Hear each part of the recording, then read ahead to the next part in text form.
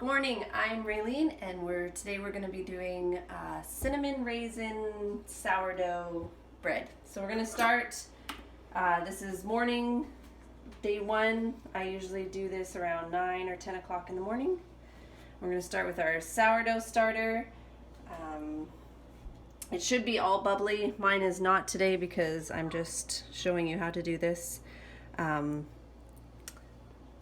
And I had just fed it, so it takes a little while to get bubbly. Anyways, I'm gonna do 100 grams of the starter. It's sticky, should get a spatula to get it off there. Go. About 100 grams.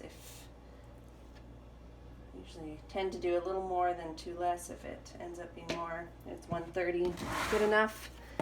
Then we're gonna press tare.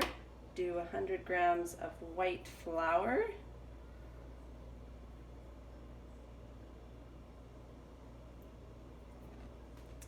And then 50 grams of whole wheat flour. This is nice. It makes a really nice, just adds a bit of nuttiness to the dough to add that whole wheat flour. And then 100 grams of water.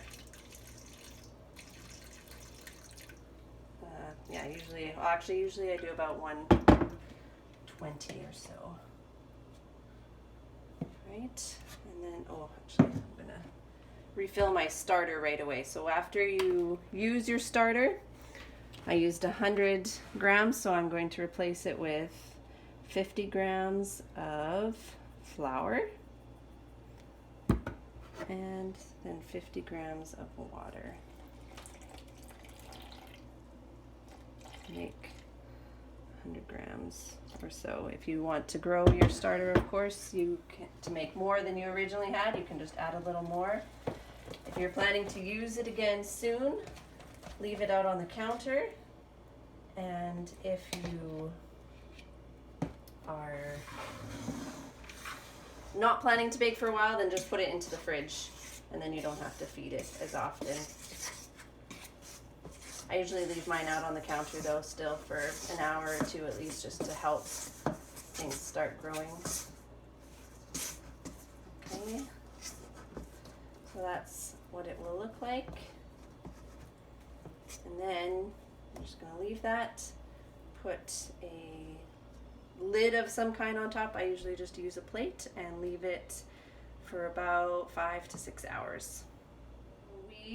Sometime in between doing your starter for your cinnamon raisin bread or whatever kind you want, if you are doing nuts, now you are going to want to roast them. So this is my nut crushing bag. I just keep one in my drawer so that I never have to wash it and can just keep reusing it. I'm gonna do, I think raisin or pecan date. I haven't decided yet what kind. So I'm gonna do I'm gonna weigh these about, 100 grams of pecans. Okay, so what does that look like? Maybe about a cup. Again, you're making this at home, you be creative. I've done walnuts, and pecans actually only, but I'm sure you can do kind of whatever you want. Now I use a rolling pin. I've broken them by hand to make them more even, or you can do a rolling pin or So again, you can do that how big or small you would like your chunks of nuts to be. Now cast iron pan works really well for this. I'm gonna dump them in here. Okay, make them flat, and if there's any bigger chunks you can break them up so that it's more even. And then I'm going to roast these at 400 for about 10 minutes or so, just checking on them probably after 5 just to make sure they aren't getting overdone.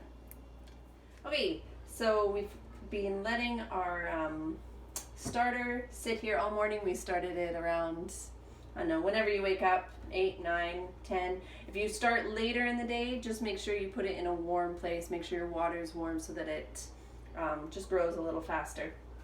Okay, so now we're going to add some more flour. So we're going to add 740 grams of white flour. Okay.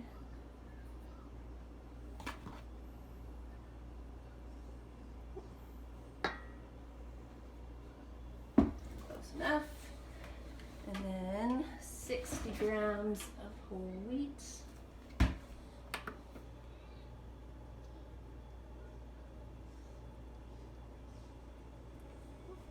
Or 80, that's okay too. Okay, I'm gonna do 620 grams of warm water.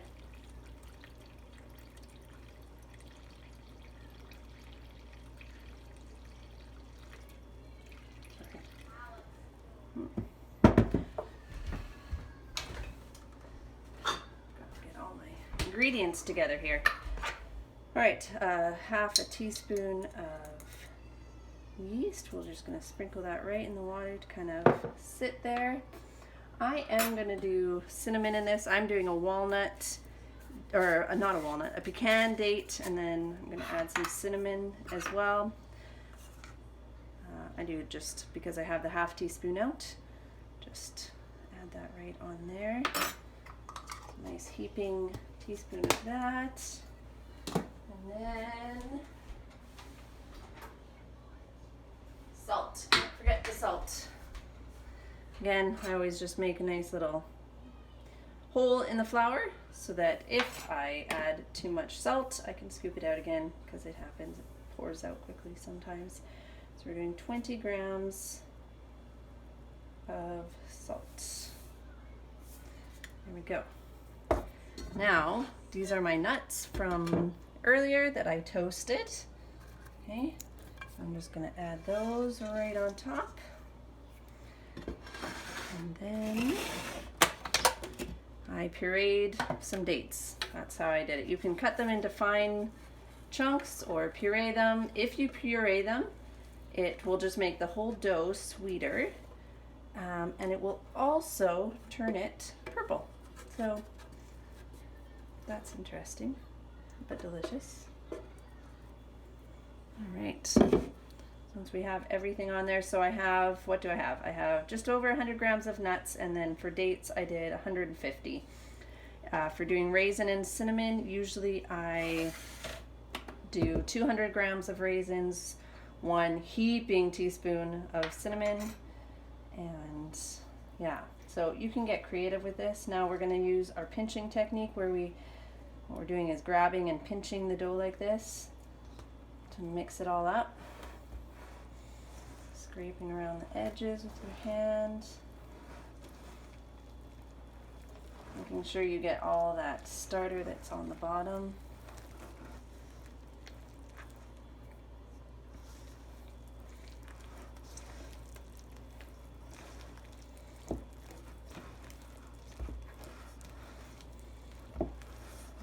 I probably could have used a bigger bowl, as I like it to rise 2 or 3 times its original size, so I might transfer it to a bigger bowl after this. We'll see how it goes.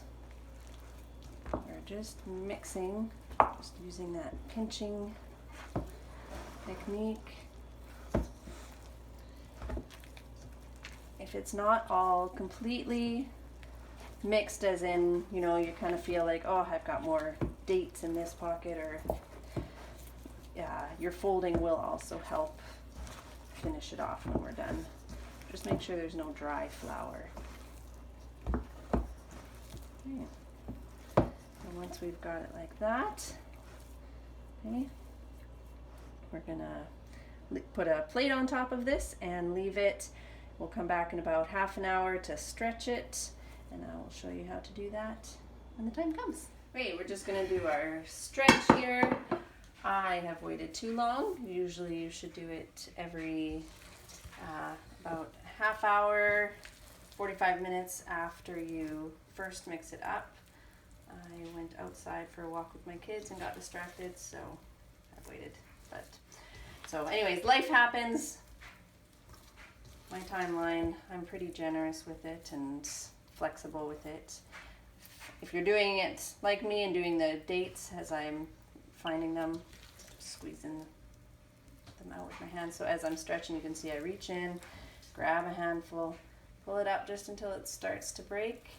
And I do that all the way around the bowl until I've done it all, and it doesn't, you can tell when it stops wanting to stretch, and then you just let it rest again, and I will come back in about half an hour to do it again. Okay, so again, I have waited too long and it has already started rising, but I'm going to do my second stretch here. So again, just reaching down to the bottom, pulling up. You can already see it's stretching better than it was last time.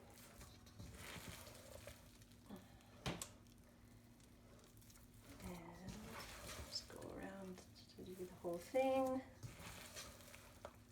until it starts to get firm, just like that. And now I'm going to put the lid on it, and I'm going to leave it until it has, well, yes, like I said, this bowl isn't quite big enough, but I am too lazy to change it, so I'll just put this on top and wait till it starts to lift it up. Okay, so this is now risen. I could have let it rise a little more, but I want to be done it. So it's at least double what it was. If you find it's taking a while to rise, which mine was because I had it by the cooler window, you can turn your oven on just till it heats up to about 100 degrees and then turn it off and put your bowl in there. And it will just rise a little quicker.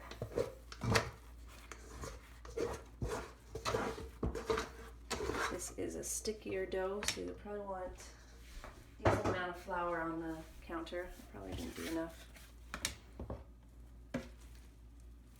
Alright, now this will make 2 very big loaves or 3 medium sized, so it's up to you how you want to do it. I am going to do 2 big loaves, I think, today.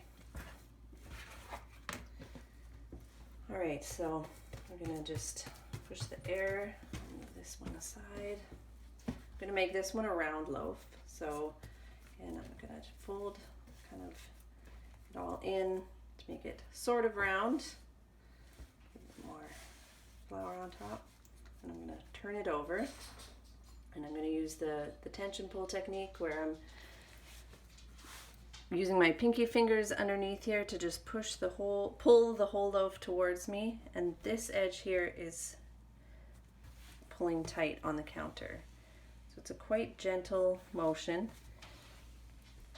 You can see how it's going under here.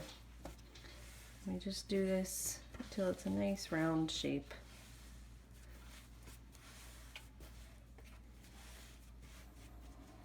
Okay, and I'm going to take my bowl and align it with my cloth. Again, with the stickier dough, I like to flour it quite decently so that it doesn't stick in the morning. All right, so that's that one. Now this one I'm going to show you, I'm going to do into a loaf pan actually. So I'm going to fold it kind of to make the, I don't do this very often, so bear with me here. But I'm just going to kind of do the same thing, but I'm grabbing it from with using both hands and just kind of make it the shape you want it. I have lined my pan with parchment paper here. I'm just going to flour my hands so it's not sticking to it. I'm going to put this in here. Like so. Okay. And I'm going to wash my hands and put it in bags. Okay, so now we've shaped our loaves, and as soon as we're done shaping them, we're going to put them straight into the bags and into the fridge. So I just use these kind of bags. You can use a Ziploc bag or anything.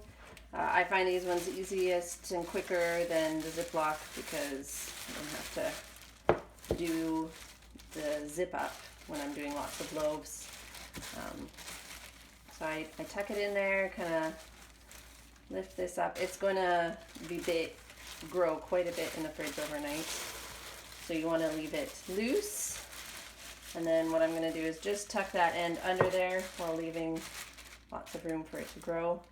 And that's how I will put that in the fridge right away when I'm done here. And this one doesn't quite fit in. Maybe I'll have to find a bigger bag for the loaf pan. But anyways, this is how I'll do it, and then just straight into the fridge. I'm not going to open my fridge because I don't know exactly if there's room in there even for them. But into the fridge overnight, and then you're going to wake up first thing in the morning, turn your oven on, or if you've got a nice oven, you can, set a timer so that it's ready to go the minute you get out of bed, so you can put them straight in. If you set your timer for the oven to go on, make sure your pots are in it to warm up overnight. All right, good morning. So I have had my oven now heating up for about half an hour, 45 minutes. Especially if you only have one pot in there, half an hour should be plenty of time. And so this is an empty pot. I'm gonna... No, don't touch, hot. Right, these are my bags that have been in the fridge overnight. I take them straight out of the fridge. Take the bag off.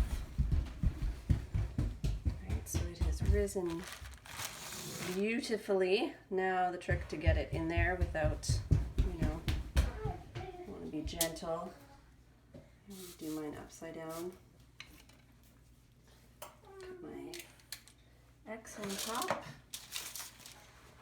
Put my lid on. Into the oven.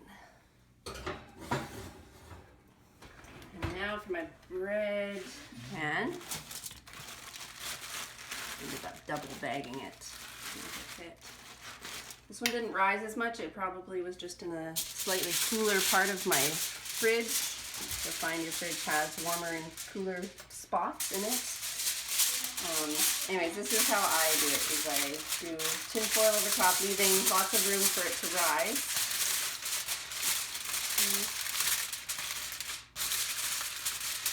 And you can do this with your sourdough or any other kinds. It makes it nice for making sandwiches and stuff. And then just straight in. Set my timer for 30 minutes. If you drink your coffee in the morning, find the hot element where the steam comes up and it will stay hot for you. Okay, so my timer just went, so it's time to take the lids off of these. So I'll just pop that one off, and then I'll take this one out to take it off. So the point of covering it is to, you're kind of steaming it in there. Do it this way. And it helps it rise more before, stuff a little more, before it gets a hard crust on it. So we'll stick these back in, this one back in. Right, set the timer for another 5 minutes. My guess is the bread pan one will have to stay in there longer than 5 minutes because the whole pan came out of the fridge as well. Whereas the other pot was preheated in the Right, so that's our timer. Go ahead and take out this one. Looks good. And then you can see this one isn't quite as brown as I would like it, so I'm gonna pop it back in there and set the timer for another 5 minutes. All right, so my timer is just about to go here. Just turn it off. Take out my loaf pan. There we go. Just gonna pop it right out. Cool. It's a little dark on the bottom. I have found with my oven that the bottoms of my bread sometimes do get a little dark, and I have put an old pan in the bottom there to help just regulate the heat, and it helps the bottoms from getting too dark. And that's it. We'll cut it open and see in about half an hour. All right, so we're ready to cut. It's been cooling for about half an hour or so. And so I'll just show you what it should look like on the inside.